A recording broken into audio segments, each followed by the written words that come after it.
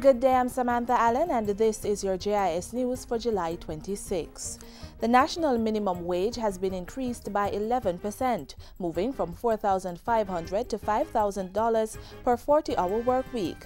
Speaking in Parliament Wednesday, Labour and Social Security Minister Derek Kelly said the new rate would take effect September 3. At the same time, the minimum wage for industrial security guards will increase by 10%, going up from $6,655 to $7,320 per 40-hour work week. Although I'm sure it will be argued that this adjustment is inadequate, I firmly believe that this level of increase will assist in alleviating some of the suffering of these vulnerable workers without having a substantial disemployment effect. Several major water supply projects will come on stream this fiscal year. Portfolio Minister Robert Pickersgill announced Tuesday that a $1.65 billion contract would be signed soon for works under Phase 1 of the Port Antonio Water Sewage and Draining Project, with pipe-laying works to begin within 3 months. Meanwhile, plans are being laid to improve water supply in the West at a cost of $250 million. We shall be shortly embarking on bilateral negotiations to secure both the financial and technical resources to effect a number of water supply projects in the parishes of Trelawney, St. James, Hanover, Westmoreland, and St. Elizabeth. 26 water supply facilities in Kingston and St. Andrew will also be rehabilitated at a cost of $1.6 billion. Pipe-laying works will be done to fix major disruptions and leaks from the existing Rio Cobre pipeline. Design work should be completed this year to rehabilitate 3 water treatment plants at Bogue in St. Anne, Marthabury in Trelawney, and Great River in St. James. And 3 rural water supply systems at Old Harbour, Maypen, and Mandeville will be rehabilitated at a cost of $4.7 billion.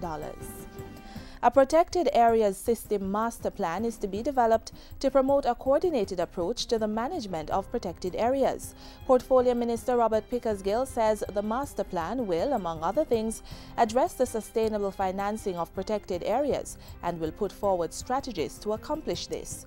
This will include the establishment of a national trust fund. The protected areas master plan is being finalized and will be completed this year. The 700 MHz band currently used for analog television broadcasting is now being considered for broadband wireless service. Technology Minister Philip Paulwell made the announcement in Parliament Tuesday. This will allow operators deploying mobile networks to reduce their costs, since these bands will require fewer towers to cover wider geographical areas. Mr. Speaker, the allocation of the 700 MHz band will therefore provide a more cost-effective option for deployment of 4G and the newest of the technologies, what we call long-term evolution networks. He says government intends to allocate 1 license for the 700 MHz spectrum by auction. A new international fiber optic cable license will also be attached. And finally, the National Sport Museum Committee will stage an exhibition at the Jamaica 50 Golden Jubilee Village, Independence Park from August 1 to 6. Under the theme showcasing the journey, the Jamaica Sport exhibit will be mounted on the mezzanine of the National Arena each day from noon to 8 p.m. On Independence Day, the exhibit will be open from noon to 4 p.m. The National Sport Museum Committee, which was mandated by Prime Minister Portia Simpson Miller with the task of establishing a national sport museum, says the Jamaica Sport exhibit marks the completion of an important initial phase of its assignment. The exhibit highlights Jamaica's rich and vibrant sporting journey over the 50 years of independence and will be showcased through imagery, information, and artifacts of some of the nation's outstanding sporting stars across different disciplines. After the grand staging at Independence Park, the Jamaica Sport exhibit will be mounted at the Montego Bay Convention Center. And that's it for JIS News today. I'm Samantha Allen. Thanks for watching.